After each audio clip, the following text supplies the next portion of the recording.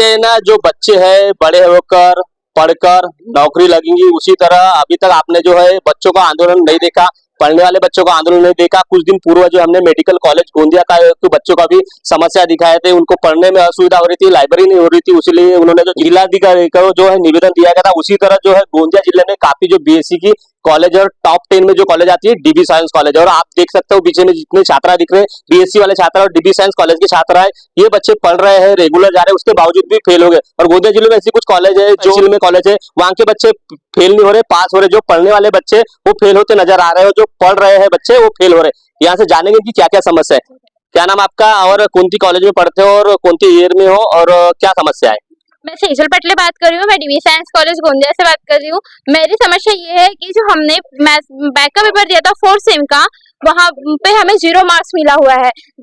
और other compare की बात की जाए तो मुझे फर्स्ट सेकंड थर्ड तीनों में मैथ्स में ही ज्यादा मार्क्स है, हम वही सब्जेक्ट को ज्यादा पढ़ते हैं। और जब हम इसकी बात की जाए तो चेकिंग की मार्क की जाए तो स्टेप वाइज चेकिंग होती है मैथमेटिक्स हिसाब से, और मैं सारा पेपर लिख कर आई थी। 55 मार्क का पेपर लिखने के बावजूद मुझे 0 मार्क्स मिला है। स्टेप वाइज मार्किंग की जाती है तो 2 या 4 मार्क तो देना चाहिए था, या फिर 10-15 मार्क देना चाहिए था। वो पूरा सही लिख कर आई थी, क्योंकि इंसान एक बार गलती करता है, बार बार गलतियां नहीं करता, और वही गलती को सुधार के हम बैक का पेपर देते हैं ना, तो फिर वहां पे तो हमें ज्यादा मार्क्स मिलना चाहिए, तो उन्होंने 0 मार्क्स दे दिया। हालांकि पहले जब मैंने रेगुलर में पेपर दी थी तो मुझे 54 मार्क्स था। जो ग्रेसिंग की बात की जाए तो 7 मार्क पे ग्रेसिंग दी जाती, वहां पे मुझे ग्रेसिंग नहीं दी गई, मैंने जाने दिया उसे। मैंने बैक का पेपर दिया था तो वहां पे मुझे 0 मार्क्स मिला है। ये मेरी क्या नाम आपका और कौन सी कॉलेज में पढ़ते हैं? मेरा नाम उत्कर्षा कावड़े है, मैं डीबी साइंस कॉलेज में पढ़ती हूँ। आज तक जितनी एग्जाम दी उसमें फेल हुए क्या आप? नो सर, ये सिर्फ 4th आज ही सेम क्यों फेल हुए? सर पता नहीं, शायद इसमें यूनिवर्सिटी का फॉल्ट है। इसके पहले जो 4th सेम हम रेगुलर दे रहे थे उसमें हमारे कुछ 2 या 4 मार्क्स से बैक थे, तो उसमें हमने कंसिडर कर रहे थे कि हमारी गलती होगी, तो हमने फिर से री एग्जाम दिए थे। उसमें भी सर इन्होंने इतने कम मार्क्स दिए कि जो हमने रेगुलर में दिए थे उससे भी ज्यादा कम मार्क्स है। हमने पूरा पेपर लिख के आए, फिर भी हमको इतने कम मार्क्स है, तो हम यूनिवर्सिटी से ये चाहते हैं कि हमारा पेपर फिर से चेक हो विदाउट फीस। आज इनकी समस्या को लेकर आप इनके साथ में खड़े हो, शासन प्रशासन को क्या गुहार लगाएंगे? देखो, ऐसा तो नहीं हो सकता रेगुलर स्टूडेंट पढ़ाई करने वाले वो एक साथ 0 मार्क्स लेके आए। 250 बच्चों ने एग्जाम दिया, उसमें से 35 बच्चे पास हुए, मतलब कहाँ गलती है? ऐसा हो ही नहीं सकता। कम से कम 150 या 150 या 180 बच्चे तो पास हो गए, लेकिन एक साथ इतने बच्चे फेल कैसे हो रहे हैं? और दूसरी बात, मैथ्स में इन लोगों को सभी से 0 मार्क्स मिले, तो ऐसा होगा नहीं ना कि सब लोग जाए और पेपर बस कोरा देख के वापस आ जाए। कोरा पेपर देख के कोई वापस नहीं आता, कुछ ना कुछ तो लिखा होगा। 10 मार्क मिलते, 5 मार्क मिलते, 15 मार्क्स मिलते, लेकिन 0 कैसे मिले? तो कहीं ना कहीं सिस्टम की गलती है, सरकार की गलती है, क्योंकि ध्यान नहीं दिया जा रहा है। ध्यान देना बहुत जरूरी है, क्योंकि ये कल का भविष्य है। अगर आज ध्यान नहीं देंगे, आज कितनी बुरी स्थिति आ गई। देखो, इनको अपनी पढ़ाई वढ़ाई छोड़ के आज अपने लिए यहाँ पे समय देना पड़ रहा है, अपने लिए समय दे रहे हैं, क्योंकि अगर आज ये अपनी लड़ाई के लिए आवाज नहीं उठाएंगे, यही चीजें चलती रहेगी और भविष्य खराब होगा। क्योंकि आज अगर आवाज नहीं उठाएंगे, इनका 1 साल ऐसे ही बर्बाद हो रहा है, तो कुछ ना कुछ तो इनके लिए करना पड़ेगा। मैं आश्वासन देती हूँ, मैं रूपाली उके अपने बड़े भाई आसिफ भैया के साथ मिलकर, हरीश भैया के साथ मिलकर, आलोक भैया के साथ मिलकर मैं ये बताना चाहूंगी कि इन बच्चों के लिए हमें जो कुछ भी करना पड़े, हम हमेशा इनके लिए खड़े रहेंगे, ऐसा मैं आश्वासन देती हूँ। गोंदिया जिले की काफी बीएससी कॉलेज है, उसी तरह डीबी साइंस कॉलेज है, उसी में एडमिशन आपने क्यों किया गया था? सर हमारे नज़र में देखा जाए तो सबसे टॉप पर हमारा डीबी साइंस कॉलेज आता है, और साइंस कॉलेज में देखा जाए तो सिर्फ ऐसा एक कॉलेज है जहाँ पे साइंस अच्छी तरीके से, और यूनिवर्सिटी बोला जाए तो यूनिवर्सिटी सिर्फ डीबी साइंस कॉलेज में, बाकी कॉलेजेस में हमें यूनिवर्सिटीज नहीं देखी जाती है। और आगे हमें अपना फ्यूचर बनाना है तो हमें यूनिवर्सिटीज की मांग रहती है कि आप कौन से यूनिवर्सिटी से पढ़ के आए हो, उसका नाम आता है। इसलिए हमें ऐसा लगा कि एक यूनिवर्सिटी हमारे गोंदिया जिले में है तो हमें यही पढ़ना चाहिए, नहीं तो सर हम यहाँ पढ़ने का सोचते हैं कि हम भी तो बाहर जाके पढ़ सकते थे सर। डीबी साइंस कॉलेज के एचओडी है जो पढ़ा रहे शिक्षक, उनको जब बताते हैं कि आप लोग फेल हो गए तो वो क्या बोलते हैं? सर, उनका कहना है कि अगर बच्चा एक बार फेल हो रहा है, 2 बार फेल हो रहा है, तो मतलब कहीं ना कहीं ये सिस्टम का फॉल्ट है। ये मतलब अगर देखो 0% अगर बच्चा मतलब इतना रेशियो ज्यादा हो रहा है 0% 0 मार्क्स वालों का, तो कहीं ना कहीं उधर मतलब सिस्टम का फॉल्ट है, ये विद्यार्थियों का फॉल्ट नहीं है। तो ये चेकिंग बराबर नहीं हो रही है, तो कहीं ना कहीं तो हमें मतलब हमारे जो पेपर्स है वो अच्छे से चेक करे, हमें न्याय दिलाए। जब माँ बाप को बता दो कि फेल हो गए तो क्या बोलते हैं? सर, उनका कहना है कि बेटा आप तो कुछ नहीं कर सकता, तो मतलब पापा लोगों का डिमोटिवेशन एकदम मेंटल हेल्थ मतलब मेंटलिटी नहीं रहती उतनी बताने की। मैंने तो पापा को बताया था, तो पापा बोले कि कुछ नहीं होता बेटा, नेक्स्ट अटेम्प्ट में दे देना। मतलब उनको ये बता दिया मैंने। रोज कॉलेज आते हो और फेल होता है तो कैसा महसूस करते हैं आप लोग? तो बहुत ज्यादा बुरा फील होता है कि हम रोज रेगुलर आ रहे हैं, हम अपना इतना टाइम दे रहे हैं अपने फ्यूचर बनाने के लिए, उसके बावजूद हमको ऐसा रिजल्ट मिल रहा है। डेफिनेटली हमारे पेरेंट्स भी बहुत ज्यादा डिमोटिवेट हो जाते हैं, क्योंकि अभी तक के हम लोगों ने जितने भी बच्चे नॉर्मली नहीं कोई फेल हुआ है, बहुत ज्यादा अच्छे फैमिली से, एजुकेटेड फैमिली से, पढ़ाने वाले के पेरेंट्स से आ रहे हैं हम लोग। तो इतना तो बुरा रिजल्ट हम लोगों का कभी नहीं आया कि हमको तीसरी बार बैक का फॉर्म भरना पड़े।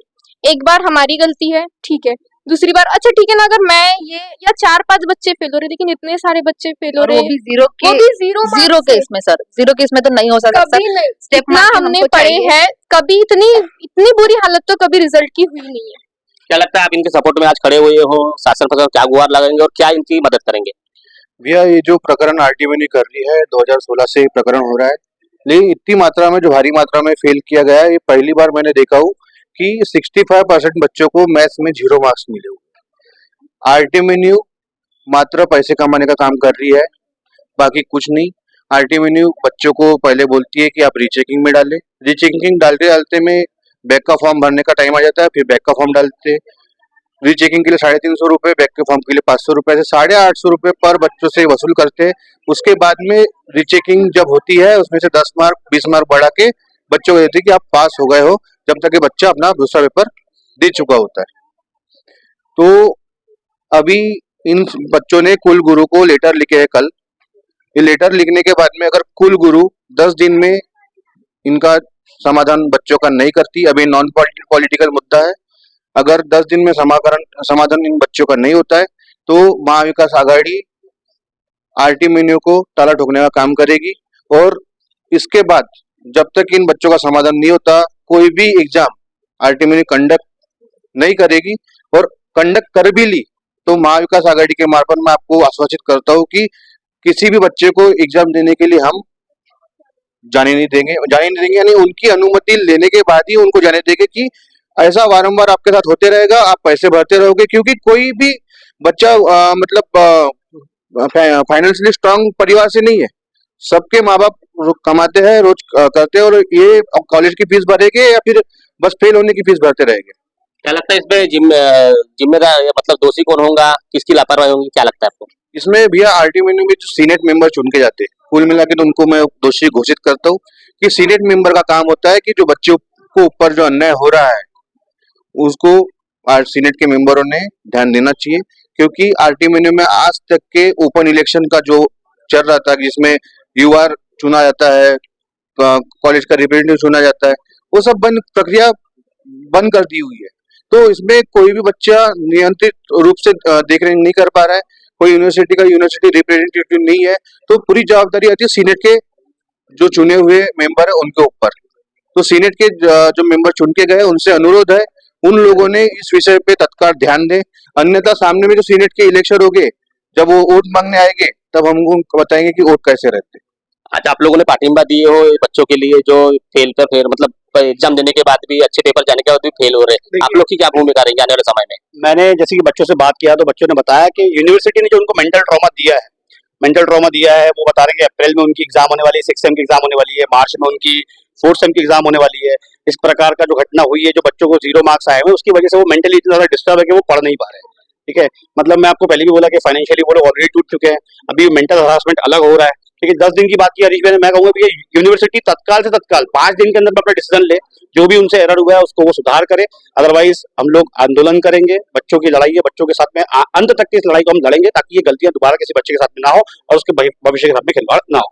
पढ़ने वाले अगर बच्चे फेल होते तो पढ़ाई कौन करेगा, ये सबसे बड़ा सवाल खड़ा किया जा रहा है। काफी चर्चा चलती है कि गोंदिया जिले में काफी बीएससी कॉलेज है, अदर कॉलेज है, जो बच्चे रेगुलर जाते नहीं वो पास होते, पर डीबी साइंस कॉलेज का एक तरफा नाम चलता है, रेगुलर कॉलेज जाते हैं बच्चे पर वो बच्चे फेल हो रहे हैं, तो पढ़ाई करे तो किस तरह पढ़ाई करे, ऐसा सवाल मुख्य रूप से उठाया जा रहा है। उसी तरह माँ बाप जो है बच्चों की फीस देते हैं, फीस देने के बाद बार बार अगर बच्चे फेल होंगे तो फीस भी किस तरह देंगे, सवाल खड़ा हो रहा है। उसी तरह जो है इस तरह मामला उजागर हुआ है आज, जो है डीबी साइंस के काफी जो बच्चे हैं मैथमेटिक्स में फेल हुए और 0 मार्क्स आए, मतलब पेपर देने के बाद, लिखने के बाद भी 0 मार्क्स आ रहे। आज तक इन्होंने जो एग्जाम दी उसमें 0 मार्क्स नहीं और फेल नहीं हुए, तो भी आज जो है इन्होंने एग्जाम दी और फेल हुए है। तो इन्होंने आज जो चेतावनी दी है शासन प्रशासन को कि पेपर रिटोटलिंग भी अगर की जाए, रीचेकिंग भी की जाए, तो उसमें पैसे लगते हैं, तो पैसे भी कहाँ से दे, ऐसा सवाल मुख्य रूप से उठाया जा रहा है। इनकी ये मांग है कि जल्द से जल्द इस चीज का निर्णय ले और निर्णय लेने के बाद जो उचित निर्णय ले और जो भी इसमें दोषी होंगे उसके ऊपर कार्रवाई की इन्होंने मांग की है। नहीं तो आने वाले समय में इन्होंने धरना प्रदर्शन या चेतावनी दी है या फिर यूनिवर्सिटी को